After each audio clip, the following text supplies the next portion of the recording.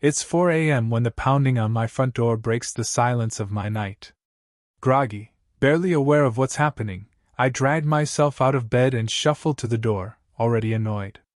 I open it, and there she is, Karen. The neighbor from hell, standing on my doorstep, arms crossed, face twisted in frustration. "You need to move your Jeep right now," she demands, her voice dripping with authority. I blink, trying to shake off the haze of sleep. "What?" "My guests need to park in your driveway. Now." She says it like it's a command, not a request. I glance outside, still half dazed. The driveway is empty except for my Jeep, parked in my own damn spot. "It's my driveway," I mumble, not even sure I'm processing her words properly. Her face reddens. "I don't care if it's your driveway. The rules state." "Karen, it's 4 a.m. No one's coming over at this hour. And no, I'm not moving my Jeep." I make the decision without thinking. I'm tired of this woman's constant demands, her endless list of complaints. No matter what I do, I can't escape her eyes that seem to be watching my every move. Her jaw clenches, and for a second, I wonder if she's about to explode. "You'll regret this," she spits before turning sharply and storming off. I close the door and return to bed, figuring that'll be the end of it. She's just angry, but it'll blow over. I'm wrong. 5 minutes later, the sirens blare, cutting through the stillness of the night. I sit up, heart racing, ears ringing with the unmistakable sound of police vehicles approaching. What the hell? Before I can process it, there's another knock, this time, much louder. I jump, adrenaline rushing to my head. I open the door to find 2 police officers standing on my porch, their faces stern. "Can we help you?"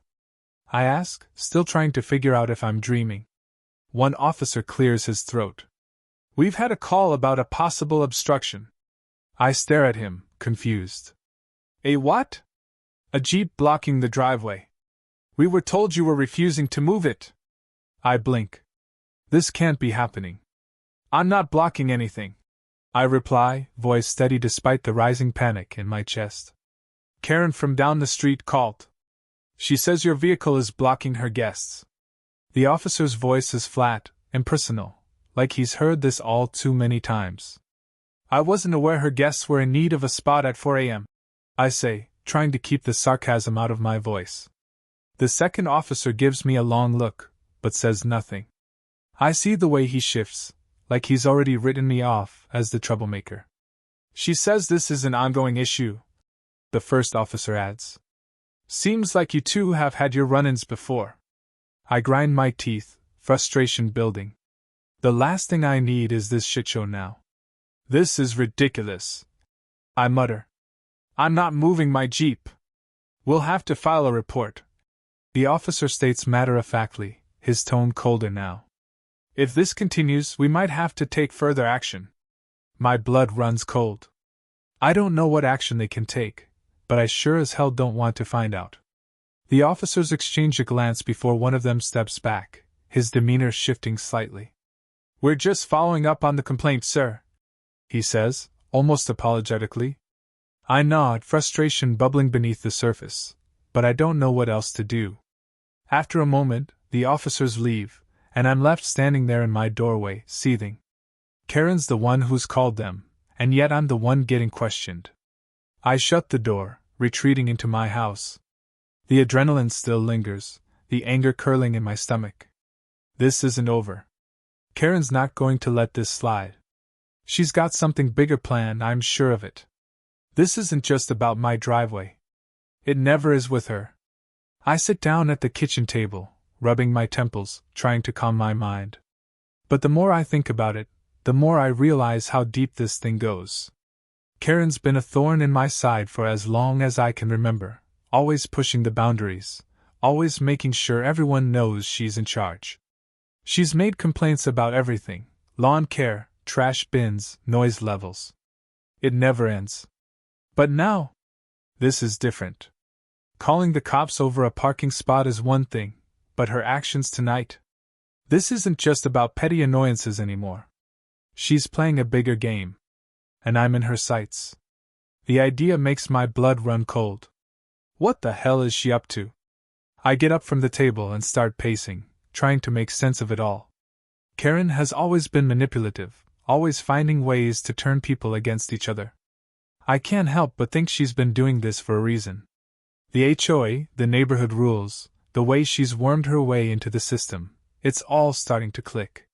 This isn't just about the Jeep. This is part of something bigger. Something far more dangerous. And I'm about to find out just how far Karen is willing to go to get what she wants. The sirens fade into the distance, leaving me with an unsettling silence. I sit in my kitchen, still reeling from the interaction with the cops. This can't just be about a parking spot. Karen has never been this aggressive before. Her actions don't add up. I grab my phone and begin scrolling through the neighborhood's HOA forum, hoping to find something, anything, that will explain her sudden push for control. It doesn't take long to find it. Karen's name pops up repeatedly. Complaints. Complaints about neighbors' lawns, complaints about noise, complaints about everything. And every single one has been followed by an unsettling pattern. She's always the first to escalate the situation, always the first to involve the HOA or the authorities. She's created this image of herself as the neighborhood enforcer, the one who knows the rules and demands that everyone else follow them to the letter. I read through several posts, my frustration growing. But it's one particular comment that catches my eye. A neighbor mentions that Karen has been involved in meetings with the HOA board where they've revised neighborhood regulations to suit her personal preferences. There's no official record, of course, just whispers and rumors. But it's enough to make me pause. I sit back, processing what I've just learned. Karen is playing the system, and she's using her position in the HOA to do it. She's been manipulating the rules for years, using the HOA's authority to push people out, to control the neighborhood. And now she's coming after me. The more I think about it, the more I realize how calculated she's been. This isn't about the Jeep. This is a warning. A message. I pick up my phone again and make a call, my heart pounding. "Hey, Steve," I say when he picks up. "I need your help." Steve is one of the few neighbors I actually trust. He's lived in the neighborhood longer than I have, and he's not afraid to speak his mind when it comes to Karen. I know he's been wary of her ever since she took over the HOA. "Sure, what's going on?" Steve asks, sounding concerned. "Karen just called the cops on me. Said my Jeep was blocking her guests from parking." I explain, keeping my voice calm. "But it's not just that. I think she's trying to set me up. I've been looking into her, and I'm starting to think this is part of a bigger plan. She's been manipulating the HOA rules, Steve. She's been changing things without anyone noticing. And now, she's coming after me." There's a long pause on the other end of the line. Steve's voice finally breaks through the silence. "You're not the first one she's done this to. There's been others. She's been slowly getting people to move out, one by one. I've seen it, but I didn't want to believe it." "Exactly," I reply, my mind racing. "She's playing some kind of game. The cops, the HOA board, they're all in her pocket." "Jesus," Steve mutters. "What do you want me to do?" "I need information. I need to know what she's been up to behind closed doors. You've been around longer than me, Steve. You've seen how she operates. If we can find something, anything, that shows she's been abusing her position, we can stop her. But we have to move fast." Steve hesitates, then lets out a resigned sigh. "I'll see what I can find. I'll talk to a few people, dig around. But you're right, we need to be careful. She's not just going to let this go. If she's been planning something this big, she'll come after you harder. I'm counting on you," I say, feeling the weight of the situation sink in. "Don't worry. I'll be in touch." I hang up the phone, but my mind doesn't stop racing. I know Karen is dangerous, but I never thought she would go this far. She's been quietly pulling strings, manipulating the rules, and now she's setting her sights on me. What does she want? What's her endgame? I walk over to my window and look out at the neighborhood. Everything seems normal. The houses, the lawns, the quiet streets. But underneath it all, there's something darker. Something I'm just starting to see. Karen has been playing a long game, and I'm caught in the middle of it. The question is, how far is she willing to go to get what she wants? And how far will I go to stop her? I glance at my phone again, fingers itching to call Steve back. But I resist. He's doing his part. I have to do mine. The next few days drag on, each moment feeling like a countdown. I stay alert, watching Karen's every move, but she's playing her cards close to the chest. I don't hear from Steve again for a while, and I start to get anxious. But then, just as I'm about to lose hope, I get a text. "It's worse than we thought. I'll meet you tonight." I feel a mix of dread and anticipation settle over me. I've been waiting for this, but I'm not sure I'm ready for what Steve might have uncovered. If Karen's plans are as far-reaching as I think, tonight might be the turning point. I take a deep breath and prepare myself. This is no longer just about a parking spot. It's about something much bigger, and it's only a matter of time before everything comes crashing down. The next day, I barely get a moment to breathe. Karen is on my mind constantly, like a storm cloud hovering over me. Her little stunt with the 911 call wasn't just a random outburst. It was a signal. But to what? What is she planning? Steve hasn't called, and that makes me uneasy. I can't shake the feeling that she's not done with me, that she's just waiting for the right moment to strike again. And in the meantime, I'm stuck in this limbo, unsure whether to trust the cops, the HOA, or even my neighbors. That evening, when the knock comes on my door, I know it's him. Steve's face is tense, his eyes flickering with urgency. He steps inside without a word, and I close the door behind him, heart pounding in anticipation. "I've got something," he says, his voice low. "And it's bad." I nod, motioning for him to sit down. He hands me a folder, and I can already tell it's packed with information. He's done his homework. "Tell me," I say, feeling a mix of dread and curiosity. Steve flips open the folder, and I immediately see what he's been digging into. Papers, emails, notes from previous HOA meetings. And scattered among them, snippets of strange, coded messages, like clues from a puzzle. "She's been altering the neighborhood rules," Steve explains.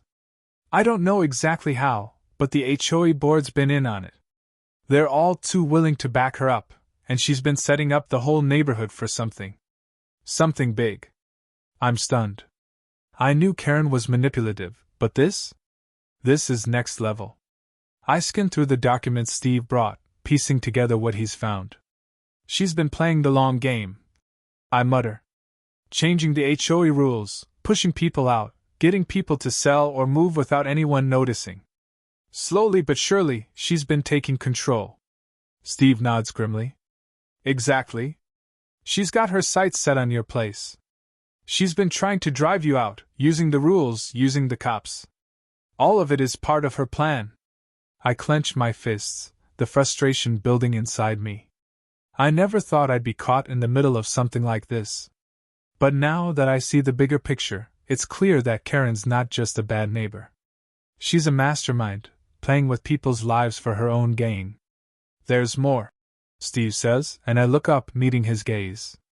"I've got a name. One of the board members. He's been feeding her information, making sure she gets everything she needs to push her agenda. His name's Tom. I don't know much about him, but I'll bet he's involved in more than just a few of these shady dealings." I feel my stomach drop. This is more than I bargained for.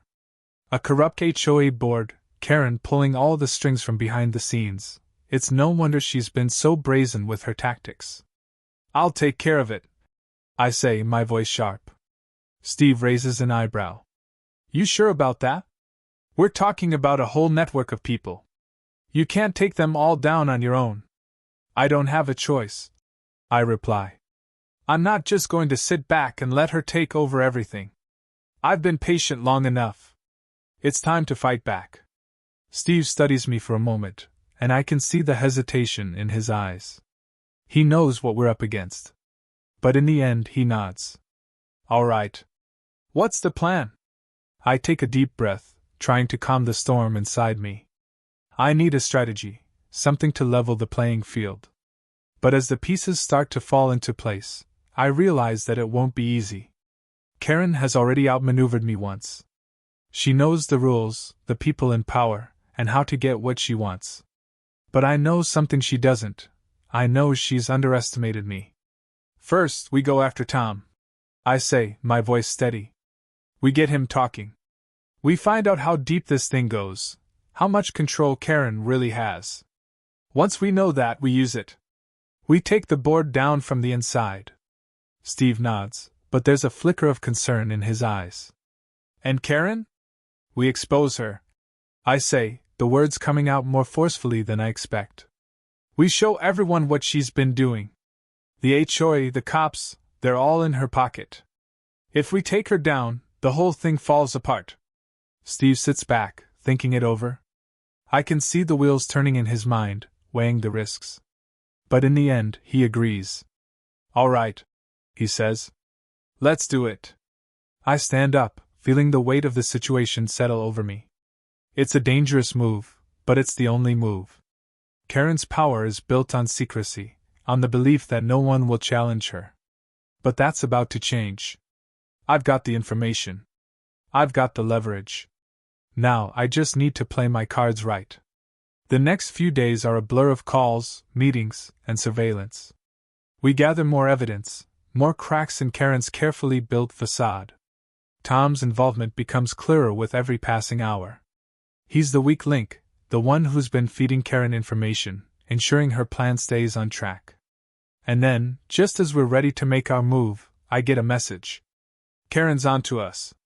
She knows. I freeze, heart pounding in my chest. It's happening faster than I expected. I wasn't ready for this. But there's no turning back now. We're in too deep. And now, it's time to face her head on. The game has changed. And I'm ready to play. The message sits on my phone, glowing in the darkness, and I feel the weight of the words hit me like a freight train. Karen's onto us. She knows. Panic grips me for a split second, but I swallow it down.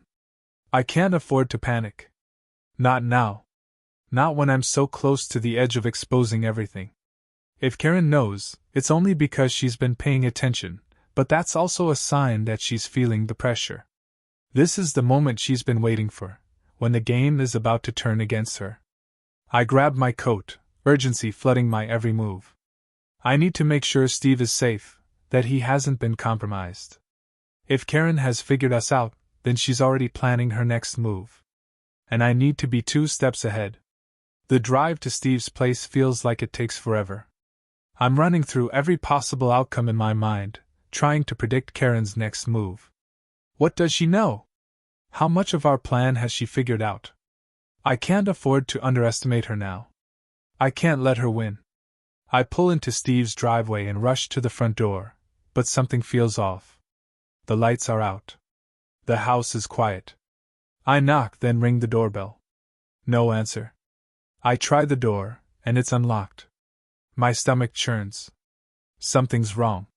I step inside, moving cautiously. Steve! I call out softly, my voice barely a whisper. I don't get a response. I step deeper into the house, scanning for any sign of him.